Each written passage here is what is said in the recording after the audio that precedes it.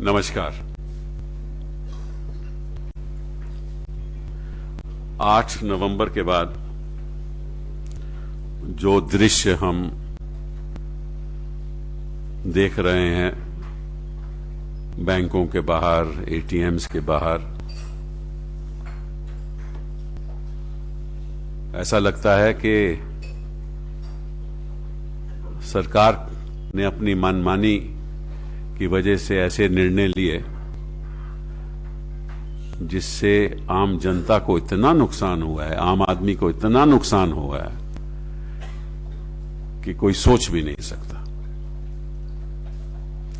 और ताज्जुब की बात यह है कि प्रधानमंत्री जी कहते हैं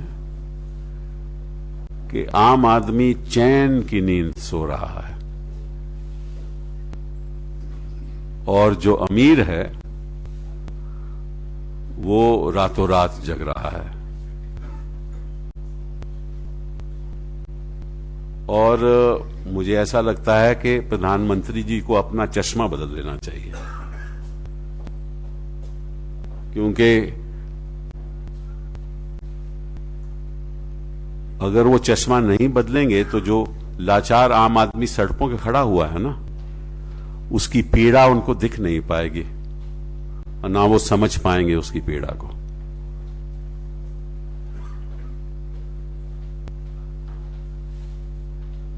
और कहते हैं कि ये सब हमने किया काला धन खत्म करने के लिए। और फिर जापान में मजाक उड़ाते हैं और जिस गरूर के साथ ये भाषण देते हैं, ऐसा लगता है कि ये आम जनता की समस्याओं से कहीं दूर हैं। कहते हैं कि मैंने सब कुछ त्याग करके, सब कुछ छोड़ के मैं यहां आया। वह इनसे पूछिए कौन से महल में रह रहे थे जो इन्होंने छोड़ा, कौन सी संपत्ति जो इनके पास थी जिन्होंने जनता को दी, क्या इसने इन्होंने कुर्बानी की जनता के लिए, बताइए। हां, एक गौतम बुद्ध था जिसने सब कुछ छोड़ करके त्याग दिया। एक हमारे स्वतंत्रता सेनानी थे, उस समय जब सड़कों पे आए तो परिवार छोड़ दिए। हमारे जो वेस्टर्न एजुकेटेड नेशनल मूवमेंट में जो शामिल हुए, उन्होंने बाहर के कपड़े जला दिए, बोले आइंदा से हम खादी पहनेंगे। वो कपड़े जला रहे थे, ये लोग कपड़े पहन रहे हैं।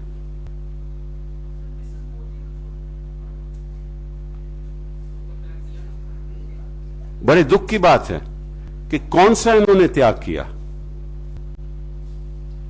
क्या ये छोड़कर आए हैं, और हमें भी बताएं, हमें भी पता लगे।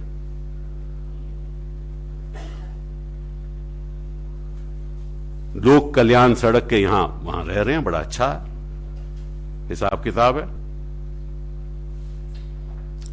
और जहां तक काले धन की बात रही, आज तक इन्होंने सुप्रीम कोर्ट को वो नाम नहीं दिए। लाखों करोड़ जिनके पास काला धन है, उनके आज के दिन नाम नहीं दिए। और आपको याद होगा, कहते थे कि 80 लाख करोड़ काला धन बाहर पड़ा हुआ है, 80 लाख करोड़, और पहले 100 दिनों में हम सारा काला धन हिंदुस्तान में ले आएंगे। तो क्या वो वादा पूरा किया इन्होंने? नहीं किया ना, तो हम इन पे विश्वास क्यों करें? जब 8 तारीख को उन्होंने निर्णय लिया तो बोले 2-3 दिन की बात है, सब ठीक हो जाएगा। फिर ये जापान चले गए और अब आकर कहते हैं कि हमें 50 दिन दीजिए कि मोहलत दीजिए। हम क्यों इन पे विश्वास करें? 80 लाख करोड़ वापस नहीं आया, 15 लाख करोड़ जो उन्होंने आम आदमी के अकाउंट में डालना था वो नहीं आया, 15 लाख। तो अगर इतना ही असत्य हम सुन चुके हैं इनसे, तो आज हम इन पे विश्वास क्यों करें? आम आदमी विश्वास क्यों करे? आपको मालूम है कि बस्तर में 20 किलोमीटर चलते एक आईसीआईसीआई की बैंक ब्रांच है, आईसीआईसीआई, और एक एटीएम है। 20 किलोमीटर चल के बस्तर के लोग वहां पहुंचे, 2 घंटों में सारी राशि खत्म हो गई। अब वो वापस भी नहीं जा सकते। 20 किलोमीटर 3 रात से वहां वो बैठे हुए हैं और पैसा पहुंचा नहीं है, और उनके परिवार के पास खाने के लिए पैसा नहीं है। ये आम आदमी चैन की नींद सो रहा है नरेंद्र मोदी जी के हिसाब से। नूरपुर में, तमिलनाडु में 5 लाख वर्कर हैं होजरी बिजनेस में। वहां जो उनको पैसे देने वाले हैं वो 50,000 से ज्यादा निकाल नहीं सकते, तो उनको अपना लेबर नहीं मिल रहा, तो वो खाएंगे कहां से? प्लांटेशन वर्कर, चाहे वो नॉर्थ ईस्ट में हो चाहे कहीं और हो, वो तो डेली वेज पे चलते हैं, उनको अपना पैसा नहीं मिल रहा। चाहे वो नॉर्थ ईस्ट हो, चाहे उत्तराखंड हो दूर दराज इलाकों में, चाहे हिमाचल हो, चाहे हमारा किसान हो। अब किसान के बुआई का टाइम आ गया है, रबी क्रॉप की बुआई का टाइम आ गया है, उसके पास पैसा नहीं है, और जो पैसा उसके पास था वो कुछ खरीद नहीं सकता, बीज नहीं खरीद सकता, फर्टिलाइजर नहीं खरीद सकता, और ये कहते हैं कि गरीब आदमी चैन की नींद सो रहा है। चैन की नींद तो ये सो रहे हैं।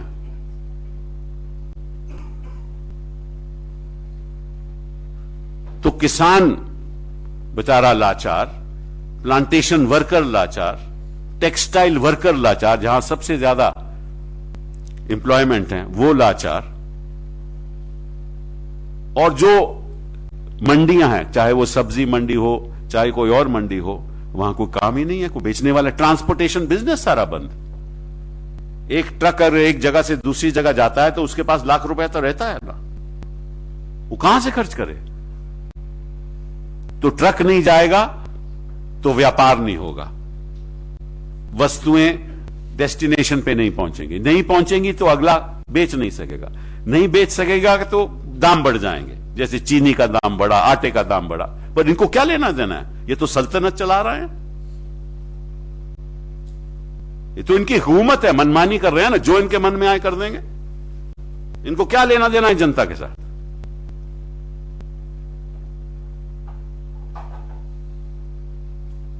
तो आज भी मैं कहता हूं कि जरा आम आदमी का दर्द समझिए, और ये अपनी मनमानी बंद कीजिए। और ये भाषण देना, जो भाषण 3 जगह पे एक ही दिन में भाषण, एक दिन में भाषण, वो बड़ा अच्छा लगता है मुझे, क्योंकि उसमें मगरमच्छ के आंसू भी बहाए जाते हैं, तालियां भी बजाई जाती हैं, अपने आप को थपथपाया भी जाता है, खुद ही तारीफ करो और खुद ही रो पड़ो। ये कौन सी राजनीति हुई? मैं नहीं मानता कि कोई भी प्रधानमंत्री ताली बजाकर ये बोले कि देखा 500 नोट चले गया, 1000 का नोट चले गया। ऐसा कोई प्रधानमंत्री बोलता है? आज हिंदुस्तान के इतिहास में किसी भी प्रधानमंत्री ने ऐसी बातचीत की, वो भी जापान में जाकर? एक महिला, चाहे वो घर की गृहिणी हो चाहे वो विडो हो, कई सालों में वो अपना पैसा जोड़ के अलमारी में, संदूक में रख के, ताकि किसी दिन उसको काम आएगा। तो 10,000 हो, 20,000 हो, 25,000 हो, 30,000 हो, इन्होंने वो भी रद्द कर दिया, कह दिया वो लीगल टेंडर है ही नहीं। और बेचारी कैसे बैंक में जाकर चेंज करवाएगी? और अगर कल में कोई घर में ब्याह है, कोई शादी है, तो बाजार में जाकर क्या खरीद ही नहीं सकती, क्योंकि केवल 4,500 रुपया एक्सचेंज कर सकते हैं, वो भी एक बार 4,500। बेटा बीमार हो गया, खावंद बीमार हो गया, घर का कोई परिवार का सदस्य बीमार हो गया, प्राइवेट अस्पताल में जाना पड़ा, तो मोदी जी पैसा देंगे, क्योंकि वो तो अपना पैसा खर्च कर नहीं सकती। ये है मोदी जी की समझ। जो पीड़ित लोग हैं इस देश में,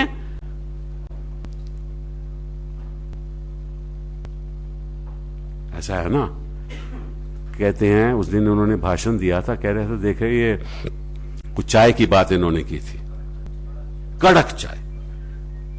कहते हैं हम तो कड़क चाय देने वाले में से हैं, तो ये लोग तो चाय पी नहीं सकते। अब मोदी जी भूल गए, तो चाय बनाना भी भूल गए, बिकॉज उस कड़क चाय में मिठास बहुत होती थी, बहुत मिठास होती थी उस कड़क चाय में। और इस कड़क चाय को उन्होंने ऐसा बना दिया कि कोई पी नहीं पाए, क्योंकि चीनी तो है ही नहीं उसमें। ये शुगर फ्री कड़क चाय है, कड़वी कड़क चाय है। तो चाय बनाना भी भूल गए मोदी जी।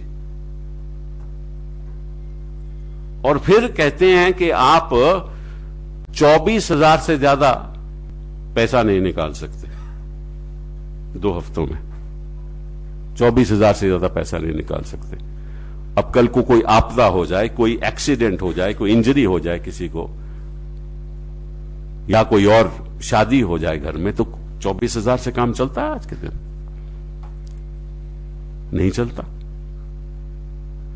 तो एक्सचेंज 4,500, मैक्सिमम आप 2 हफ्ते में 24,000 निकालो, और एटीएम से आप 2,500। अब एटीएम को आपको मालूम है कि 2,000 के नोट ही नहीं, 2,000 के नोट नहीं मिलते, और 500 के नोट अभी शुरू हुए हैं। और इस देश में एटीएम कितनी है? 2 लाख, उसमें काम कर रही हैं 1,25,000, और लगभग सारी एटीएम अर्बन सेंटर में है, कोई देहात में एटीएम खास है ही नहीं।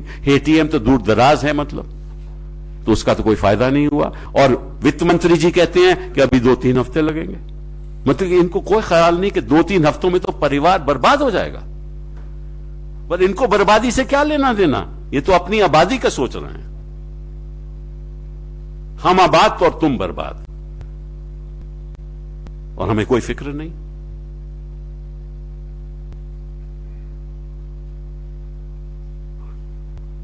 मेरे पास टैक्सेबल पैसा है, समझिए।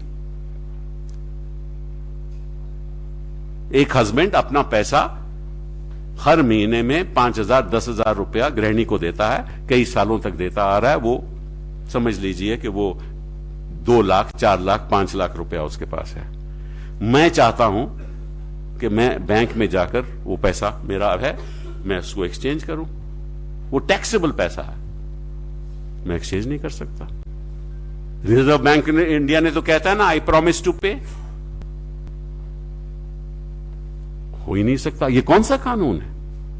किस कानून के आधार पर यह हुआ है? और अगर मैं कहता हूं कि मैं अपने बैंक अकाउंट से 4,000, मैं अपने बैंक अकाउंट से 20,000 से ज्यादा लेना चाहता हूं 14, तो मैं नहीं ले सकता। पैसा मेरा, अकाउंट मेरा, टैक्सेबल इनकम, मैं क्यों नहीं ले सकता? मेरा पैसा, सरकार का पैसा तो नहीं, मोदी जी का पैसा तो नहीं, वित्त मंत्री का पैसा तो नहीं, रिजर्व बैंक ऑफ इंडिया का तो पैसा नहीं, बैंकों का पैसा तो नहीं, वो तो ट्रस्टीज हैं।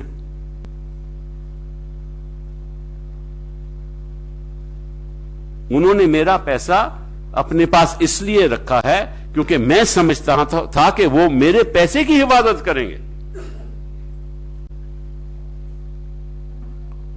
और मेरे पैसे की हिफाजत करने के बजाय वो कहते हैं मैं पैसा नहीं तुम्हें दूंगा। ये कौन सा कानून है? किस देश में ऐसा आज तक हुआ है? इतिहास में तो मुझे नहीं मालूम किसी देश में भी ऐसा हुआ है। लेकिन आने वाले दिनों में मोदीनामा लिखा जाएगा, वो कहा जाएगा कि एक ऐसा भी टाइम था हिंदुस्तान में जब ऐसा भी हुआ था। मजाक हो रहा है हिंदुस्तान की जनता के साथ।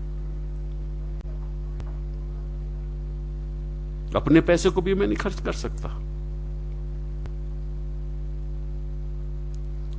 और सबसे बुरी बात यह है कि आज तक ये भी नहीं समझ रहे वो कि वहां देश में क्या हो रहा है, क्योंकि इससे क्या होगा कि हमारी जीडीपी को बहुत नुकसान होगा। आपको एक उदाहरण देता हूं कि 16 लाख करोड़ रुपया इकोनॉमी में है, 17 लाख करोड़ रुपया, उसमें से 14 लाख, 14.5 लाख करोड़ रुपया 500 रुपए के नोटों में और 1000 के नोटों में है। लगभग 86% या 87%, ठीक है ना, वो फ्रीज हो गया। अब ये कहते हैं कि पिछले दिनों में कुछ 3 लाख करोड़ बैंकों में दोबारा जमा हो गया, मतलब कि 14 लाख करोड़ में से 3 लाख करोड़ वापस बैंक में आ गया। चलिए मान लें, हम ये हम समझ के चलते हैं कि आने वाले महीनों में 3 लाख से बढ़कर वो 10 लाख करोड़ आ जाएगा, ठीक है। 10 लाख करोड़ वापस आ गया, ये सरकार कहती है। आज कोर्ट में भी ये कहा था कि हम अनुमान है कि 10 लाख करोड़ लगभग आ जाएगा, तो अभी 6 लाख करोड़ कमती होगा ना, 6 लाख करोड़ तो नहीं आएगा। तो अगर 6 लाख करोड़ नहीं आएगा तो रिजर्व बैंक को नोट बनाने पड़ेंगे, क्योंकि उन्हें अपनी बैलेंस शीट तो क्लीन रखनी है ना। तो 6000 करोड़ जो नहीं आए वो छाप देंगे, लेकिन वो 6000 करोड़ जनता के पास तो नहीं जाएगा, वो 6000 करोड़ रिजर्व बैंक सरकार को दे देगी। 6 लाख करोड़ सरकार को दे, 6-7 लाख करोड़ सरकार को दे देगी। अब जो एनपीए हैं वो लगभग 6 लाख करोड़ हैं। तो ये चाहते क्या हैं कि ये जनता से पैसा लेकर उन उद्योगपतियों की एनपीए खत्म कर दे जिन्होंने देश के साथ गद्दारी की। ये पैसा रिजर्व बैंक सरकार को ट्रांसफर कर देगी, और वो बैंक्स को रिकैपिटलाइज कर देंगे और उनकी बैलेंस शीट क्लीन कर देंगे। ऐसा कोई गरीब के साथ लेना देना नहीं है, कोई काले धन के साथ लेना देना नहीं है। ये तो काले धन के साथ समझौता है। असलियत यह है, गरीब आदमी पिटा है, लाचार है, और सरकार बरकरार है। बहुत बहुत धन्यवाद।